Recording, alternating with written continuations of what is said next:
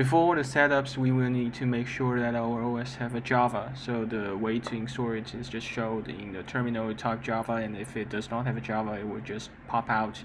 You will just need to download and install following with the instructions. Pretty straightforward. You just need to follow the system instructions. And then after that, we will start to set up the virtual machine for the FPGA board programming for Xilinx SDSoC on a basically OS computer. This tutorial is trying to show all the details about the installation for the virtual machine and how to tune to the Xilinx SDSoC program. A bunch of details about Linux installations, which we will go through one step by the other. So, as you've seen, I've already installed Java and I tested everything works perfectly. So that will be it for Java, and then we will go to install first the parallel desktop, which is for our virtual machine. Of course, you have other choice about like VMware, VirtualBox. This is just my personal choice. You can try other ones. I'm pretty sure that all the other settings will be very similar. And just this one, the parallel desktop is what I used, and it's kind of smooth when I try to run the operating system. And by the way, for this tutorial, the computer I use is 2013 MacBook Pro, 13 inches, which is pretty old, and all the hardware and all the CPU stuffs are a little bit out of date. I also tested the installation for the virtual machine on 2018 MacBook Pro. Pretty much all the same things. For this tutorial, I just want to use like an older machine, so make sure that if everything works on this one, it should work on or yours computer, which is probably better than mine. So at here we don't need a Windows. We are trying to install Ubuntu Linux. The reason why we choose Ubuntu at here is because when I was taking this course, when I tried to run the SDX on the Windows, it's fine. But later, when you want to run HLS on Windows, it kind of has some problems.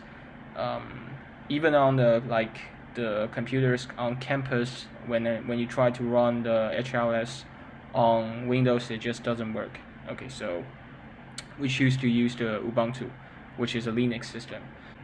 At here, we set up the memory in 4 GB. Remember, it's necessary, and don't set anything less than 4 GB, otherwise SDSoC will not work later.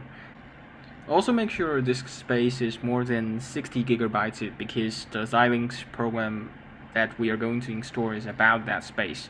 I recommend something a little bit more than 70 GB, so just in case later you want to install anything else. That's pretty much all the things you have to set up for the virtual machine. So now we just start to run the virtual machine. One more thing about the disk space allocation. Remember, it's irreversible. If you set up like 200 GB for this virtual machine, and then later you just want a 100 gigabytes back to your OS system, it's not going to work. So if you really not quite sure how many space you really need, you can just assign a little bit less, and then later come back and add a little bit more space, but you can never reduce it. So keep that in mind. When you allocate disk space, just be a little bit more conservative. Okay, so here we just need to wait it to boot the system. Okay, here we are in, and for now the window is not setting to like the best size, but just give a little bit time, and it will just, the parallel desktop will just pop out a toolbox, and you just need to install it.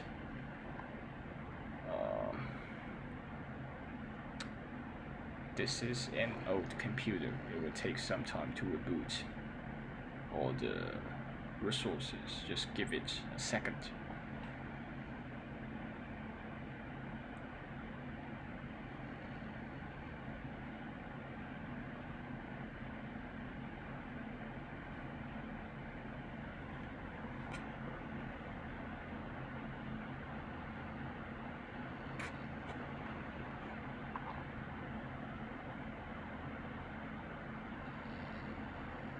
Okay, when this window pop out, just type in the password you just set up and then click OK and just let it install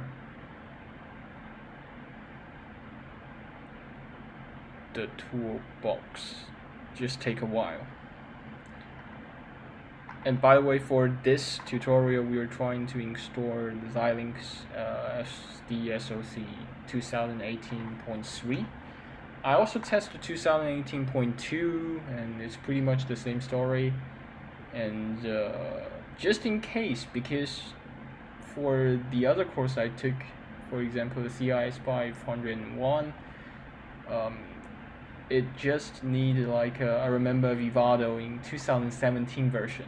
It's pretty much the same thing if you really need to install into the virtual machine, like into the virtual machine later. It's almost the same story you will see a few moments later, so don't worry about that as well.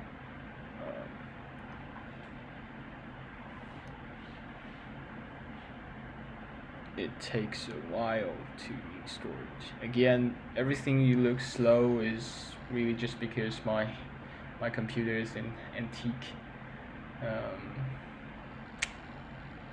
Later when you install in your own computer, it will be way much faster. And another very interesting fact is that I run all the build and debug on the hardware on the 2018 MacBook Pro, and which is way much powerful, and all the procedures it takes just a snap. But later you will see that when I try to build a project, even just a simple printf hello world on this computer, it takes like 30 minutes to build and then debug on the hardware. This one is very slow.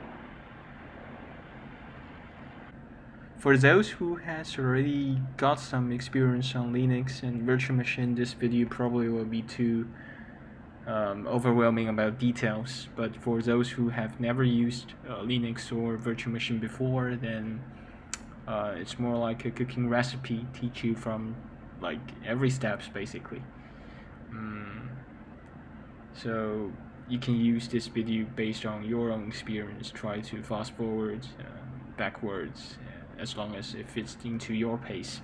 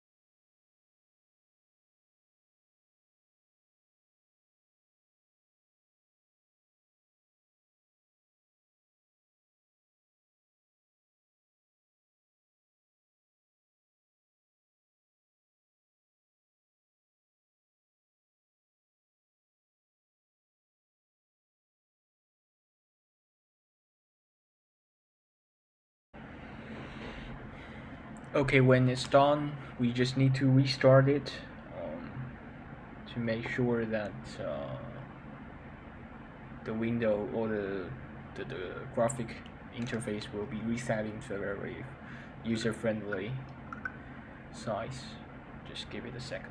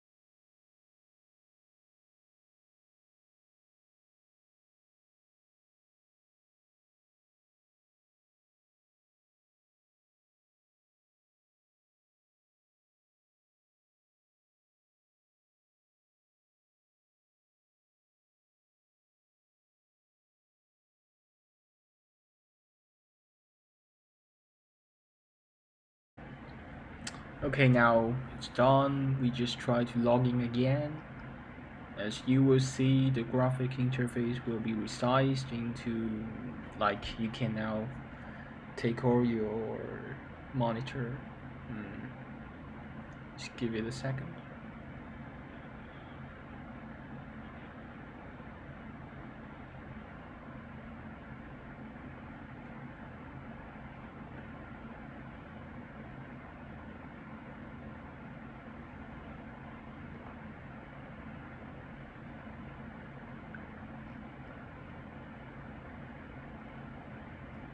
Okay, basically, yeah, it works.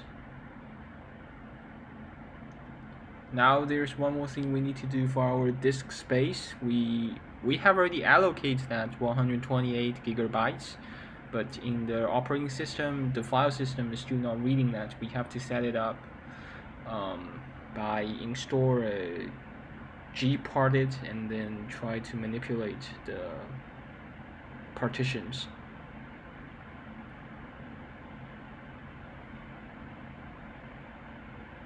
So if you open the terminal and then try to install the sudo gparted,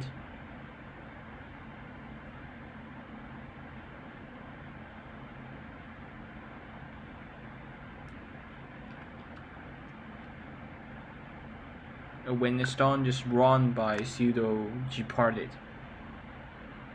And as you can see that there are two disk partitions. One is 64 gigabytes, which is originally we set up, default setting up. And now we just need to add all the free space into the new size. As you can see, the maximum size is that much, which is approximately 128 gigabytes. You just type in and then resize it. Now as you can see, the SDA1 is extending to 128 gigabytes. Remember to click the confirm button, and then as you can see now is the whole disk partition is fused together, and now it's 128 gigabytes. Okay, so we can go to the system monitor and then try to confirm that we have that much space. The default, when you install the Ubuntu and if you don't do the allocation for the hard disk, it just will default to 64 gigabytes, which is a little bit less than what we need for the SDSoC installation. And as you've seen, it's 128 gigabytes confirmed.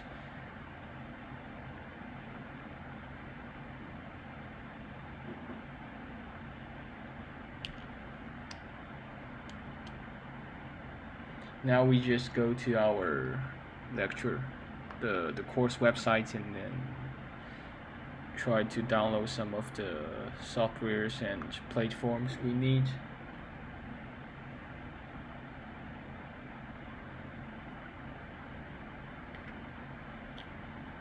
The first thing that we are going to download is the SDSoC from Xilinx website. You will see in a second.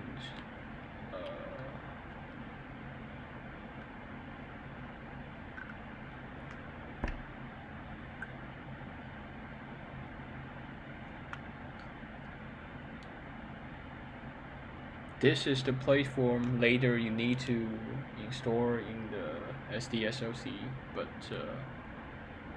we can just open it right now. And this is for the Ultra 96 board. Let's go back and then first find the SDX download link, which is up at the here download page.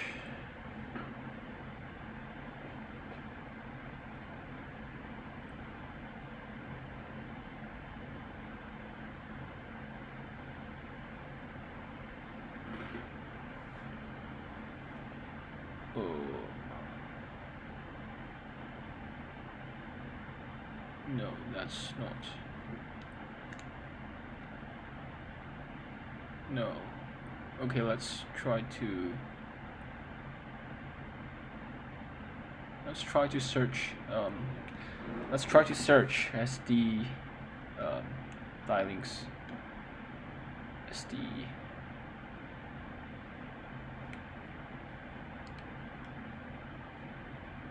SDSoC download, and then just go to. Okay, here we go. So, as I mentioned before, this tutorial is about 2018.3, and it also works for 2018.2. I've tested it. If later when professor asks you to install 2019 version, then it's almost the same story. Just you can just follow this one. I assume it will work. Please let me know if there's any other problems. I'm willing to help if there's any other problems. So you just basically log in and then do a simple survey and.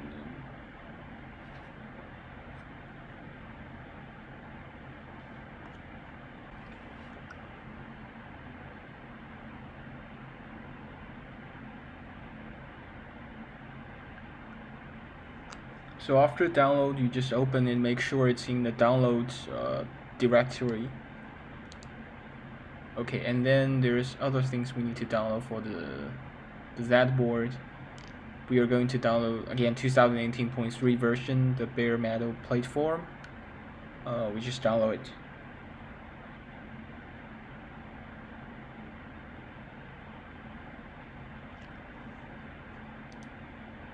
Again, please make sure that's it's in the download directory. Just for later when we use the Linux command line to manipulate it, it's just simple. Okay, so another thing that we need to download is for the Ultra 96 board, which is in the GitHub. Just this one. It's simple. Just download. Again, put it into the download directory.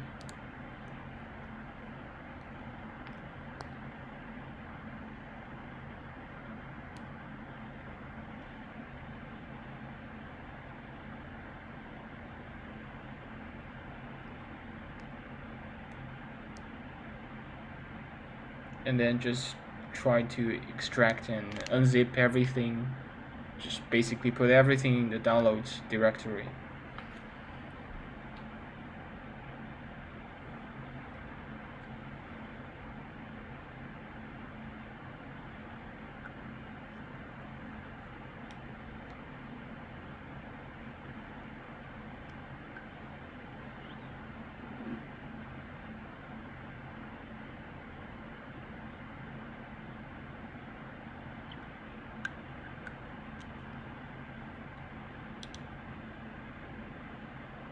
Now everything is ready, and I just removed all the zipped files. But anyway, so come to the terminal again. We change directly to the downloads, and as we can see, that's the binary file that we want to run to install the Xilinx. But remember, we have to change it into executable mode by sudo change mode +x the file. And then this echo user just show you the username for your operating system, and which we will use later. Technically, if you use the parallel, it will always be parallels. And then just change the owner of the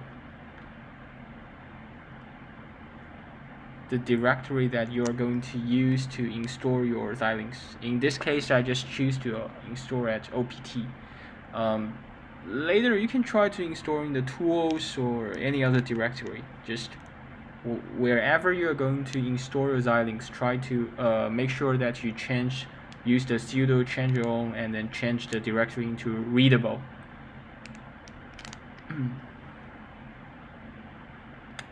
It will just make more sense when you see the installation interface. Just give it a second. I'll explain a little bit details later.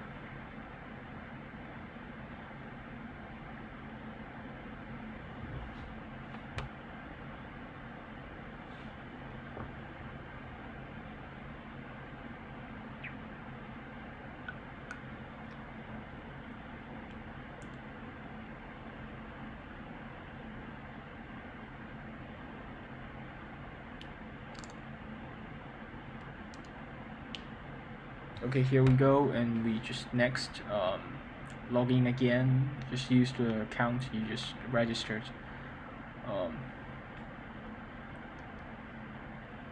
And then okay, give me a second.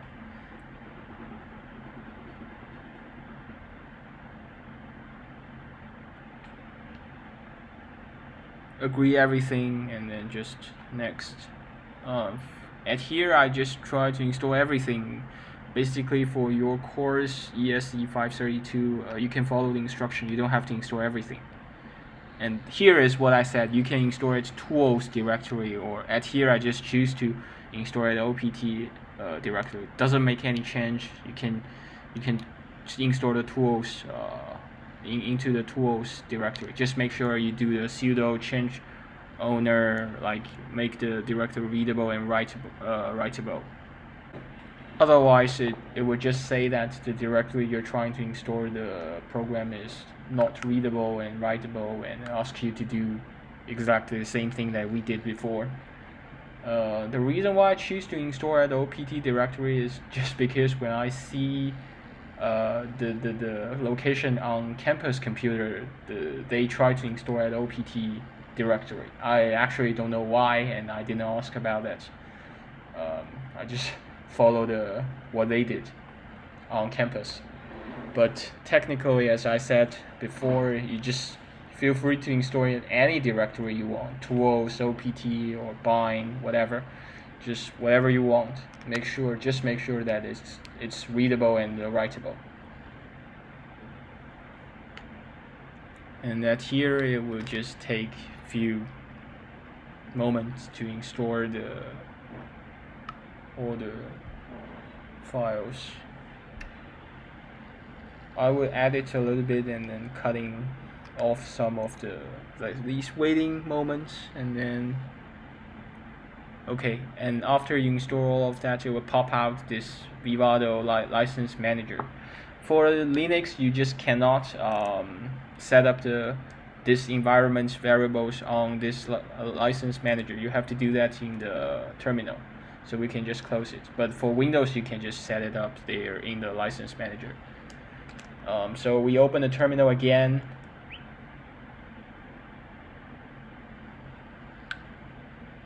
The first thing we need is try to change the environment variable for the license. The license is given by professor on the first homework. If you just one moment. Here at Linux, it just gives you every license try to make sure that you set up the license name by Xilinx the license file. I'll show you. So here at terminal, just export the Xilinx the license file and equals to the license that professor gave. And now you can test it by just echo the environment variable. Remember the echo that we did for the user? It's the same thing. It just the user is also another environment variable in Linux. Okay, so it works. Now we can try. This one will not work because for Linux you want to run a program. You need to like set up the source. Basically, that's what I'm doing here. However, if you don't do what I'm doing following by manipulating the bashrc, you have to type that source command every time. But you can just basically, so we don't have Vim in the virtual machine, so we can install the Vim first, which is just a text editor. So we have to edit the bashrc file, and we can add that source command line into the bashrc. So basically that bashrc, every time you open the virtual machine, it will just run all the things automatically. So at here we just vim and then bashrc. So for those who never used the Vim before, it's basically a text editor. You go to the end of the file and then type I to insert to trigger the insert mode. And remember, for this one, we just want to run the 2018.3 version. We only install that version, so we want to run that version. But later, if you want to run another version, say 2018.2 or 2017 point something, you have to come back and then change this source command line to the corresponding version that you have to run. When we're done the editing, we just column WQ to exit the Vim editor. Then we just need to do some other setups. Please follow the command line that I show you. We install some the GWOC and some other setting up. Just follow the instructions, please.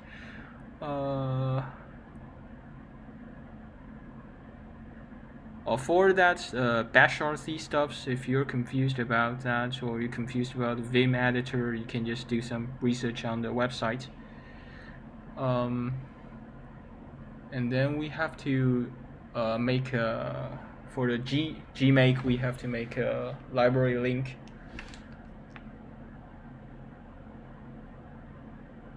Some of them are mentioned in the instructions professor provided, some are not, and for this one I show you everything just step by steps. You just need to follow it.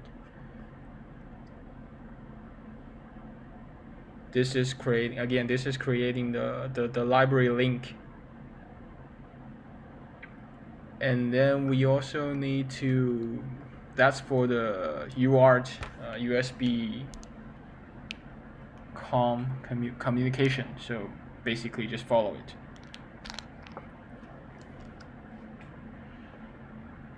We also need to install the cable driver. So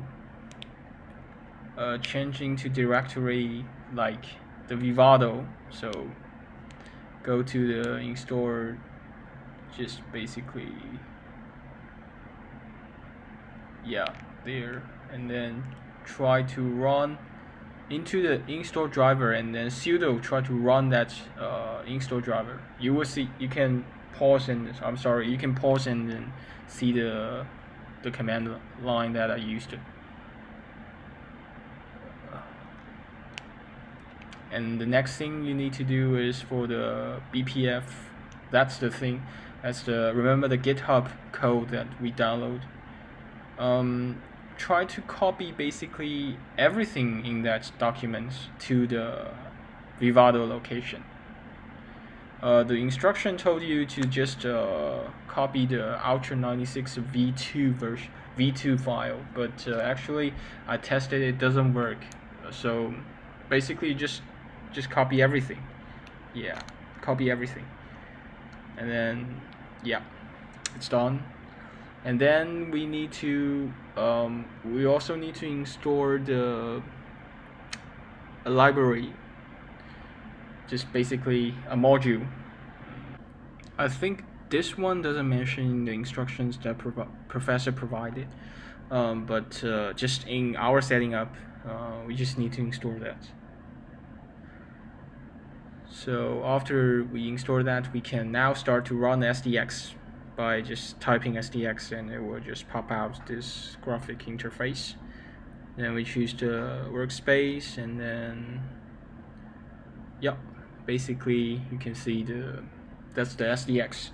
So we try to build up a project, application project specifically. So homework 1, and at here you have to install the platform that we downloaded before. Basically it's in download directory, as I mentioned several times before. So this platform's just OK, and then as you can see it's introduced into the SDX, and then choose the Ultra 96 version 2 standalone. These are all the things that these information just provided in the professor's instruction. When it's all done, you just tap next, and then empty application. Meanwhile, we are waiting for its generating the new application project. We can plug in our board, USB, and then turn on the power, and then just at here I just want to show you guys how to make sure that the USB is connected to the virtual machine but not your host OS. When you plug in, you will see this pop out, and then choose the Ubuntu, so it will connect to the virtual machine, and then choose the device on the top, and then you can see that it's make sure that the JTAG and series, that one is checked. And then one way to check that is when you see the hardware server, you can go to advanced, and as you can see the FPGA is right there. So that means the virtual machine is reading the FPGA by the USB UART JTAG communication port. Once it's done, you just need to just create a file, .c file. And by the way, for now, actually, you don't need the board to build up the whole project. So at here, I just want to show you guys to please make sure that when you plug in the USB to your computer, make sure that it's connected to your virtual machine, but not your host, which is the OS operating system. And then these are all just professor's handouts, just following that. This is a very simple C program. And here it has like the library problem. Remember that we create the gmake library link. So at here we need to add a library path.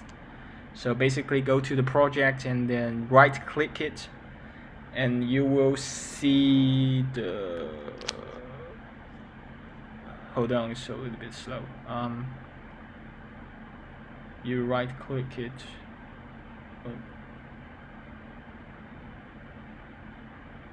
And then you go to the property, and then go to the C++ general, the path and symbols, and then at here, because this is a C file, we just add the C path. So we can open the terminal and then like testing.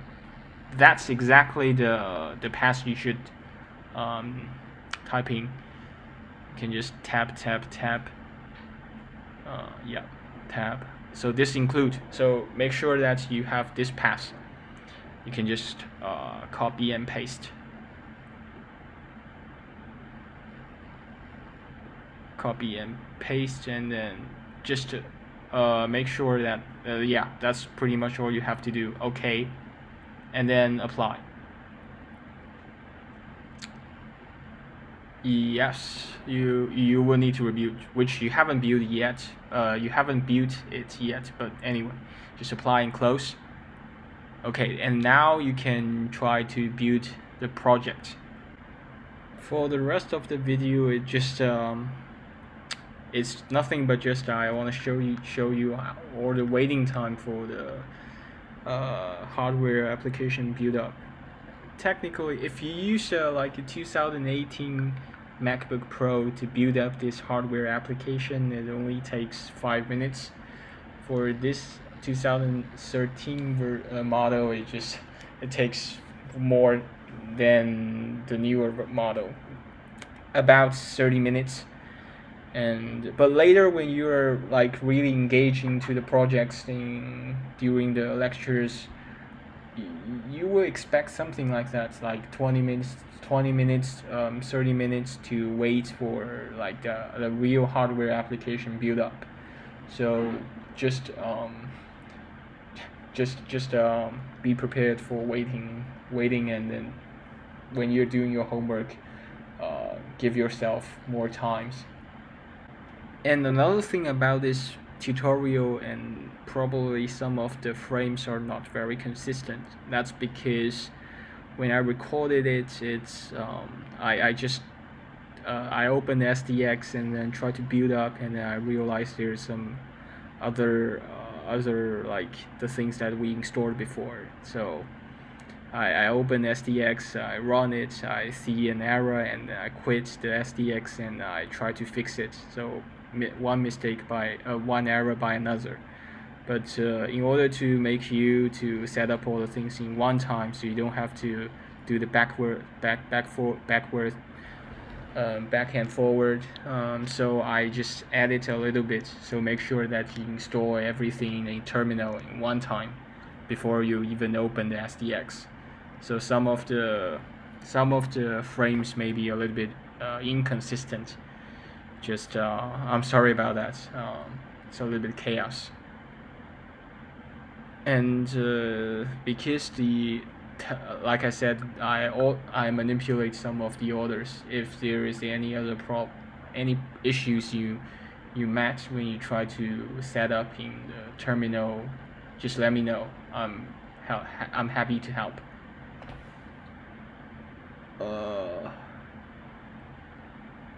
Yeah, as you can see that it's now target platform. It's extracting the ESE. Now it's okay. Hardware accelerate integration, and later you will see like different phase for the build up, and then HLS synthesis, blah blah blah.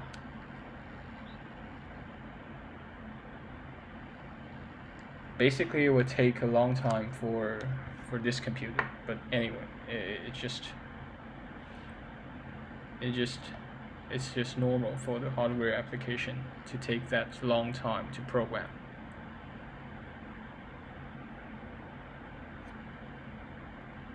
So feel free to skip this part of the video to the end. There's still a little portion that I want to mention about how you debug into, like, you really upload all your bit streaming to the FPGA board.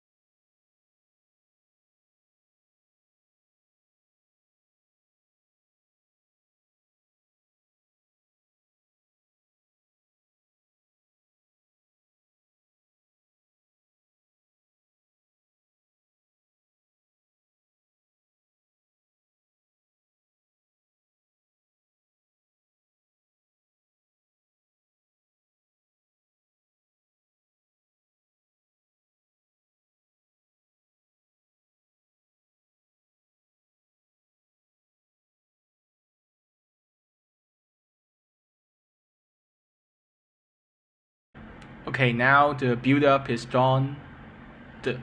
Remember, the application is still not in the FPGA. Up until this moment, actually, you don't need to connect your FPGA to your computer. So now when you're done for the build up, now it's the time to upload your application into the FPGA board. So first thing first, you need to add the USB connection, which you will later see the hello world in this SDX terminal. So make sure you connect that. And then go to the project again, right click, debug as launch hardware. So that will upload your hardware application to your Ultra 96 FPGA board.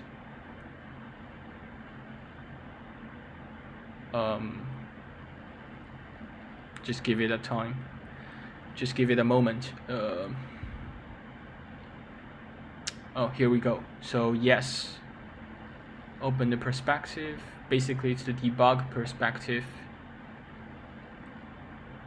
Just wait.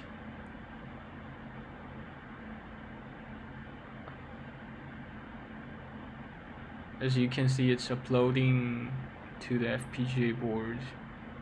Okay, so now it's programming the FPGA board.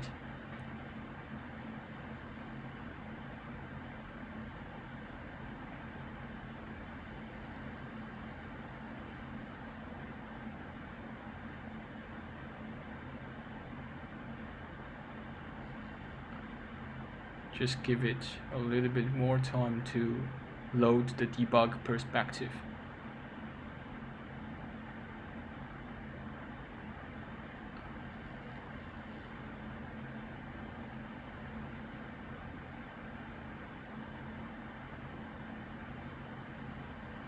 It's almost done.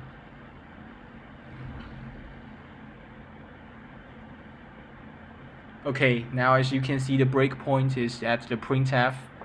We can go to the SDX terminal right now and then we click run. Here we go. We see the hello world, which means the FPGA is working properly and all the communication works. Again, I want to emphasize on the JTAG UART connection. Always make sure it's connected to the virtual machine. You can also configure it, and then you can try to configure it so that every time you plug in, it's always connected to the virtual machine rather than your Mac computer. But for me, I just leave it there, so every time I plug in, it will just ask me where you want to connect. So that's pretty much all the things I want to say about the virtual machine setup. Thank you very much.